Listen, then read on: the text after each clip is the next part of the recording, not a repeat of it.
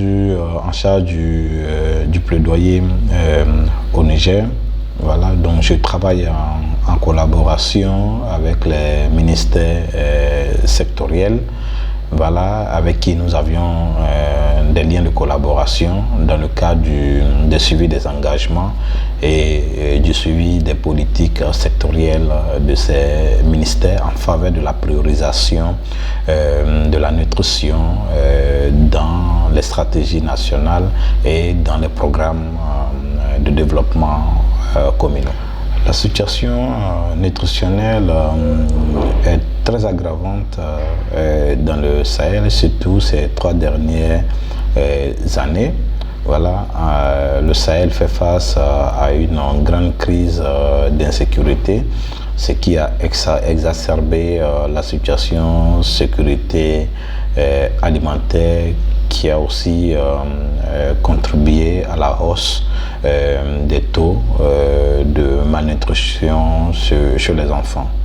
Donc, de façon globale, plus de 29 millions d'enfants dans le Sahel sont en situation nutritionnelle dégradante. Spécifiquement pour le cas du Niger, comme d'autres pays du Sahel, voilà, le Niger est placé parmi les pays qui représentent beaucoup de taux de malnutrition. Voilà, 12,7% de taux de malnutrition aiguë globale et 2,7% de taux de malnutrition aiguë sévère. Voilà, ce qui est au-delà des normes fixées par l'OMS qui est de 2% et de 2% de part et d'autre. Et cette approche, si je peux me permettre de le dire, rapproche beaucoup plus les soins auprès de la communauté, sachant bien que le rayon de couverture des centres de santé voilà, ne part pas au-delà des 5 km. Pourtant, il y a des populations qui vivent au-delà des 5 km. Donc, les cases de santé qui sont installées dans ces zones au-delà des 5 km, qui sont gérées par les agents de santé communautaires. Et si on fait en sorte que la prise en charge de la malnutrition aiguë sévère sans complications soit intégrée dans le paquet de prise en charge de ces ASC là, pour moi, c'est une très bonne chose. Et pour moi, c'est vraiment avec joie que je contribue à cela.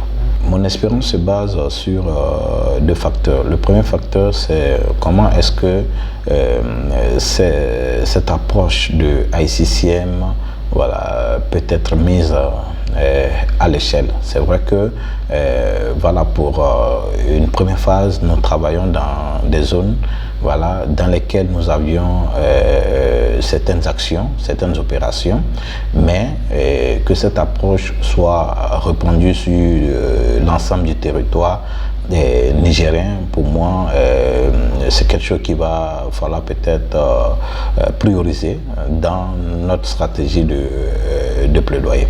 Et autre aspect aussi que j'appuie, c'est le financement aujourd'hui de cette approche-là.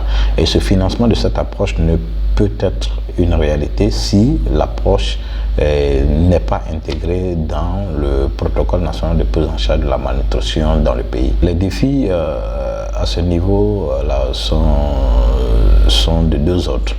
Le premier, c'est déjà cette question de mise à échelle dont je disais tout à l'heure là, voilà, qui représente un défi. Et cela ne peut être une réalité si l'État ne s'approprie pas de cette approche-là. Donc, en termes de défis que nous devrons relever, c'est de travailler avec l'État afin que l'État s'approprie vraiment de cette approche pour faciliter sa mise à échelle. Et l'autre défi, c'est le financement. Donc, le pays, quand on regarde le budget alloué à la santé, voilà, le budget ne dépasse pas les 4%. Et la part de la nutrition dans ce budget-là ne représente même pas les 1%. Voilà. Pourtant, quand on regarde cette approche-là, qui est vraiment une approche gigantesque et qui demande aussi du budget, de l'accompagnement conséquent, si le budget n'est pas là, cette approche ne peut pas vraiment être une réalité. Donc, l'autre défi que nous sommes en train de pousser, c'est que nous voulons vraiment qu'il y ait des priorités financières pour accompagner cette approche-là qui vraiment fait ses preuves.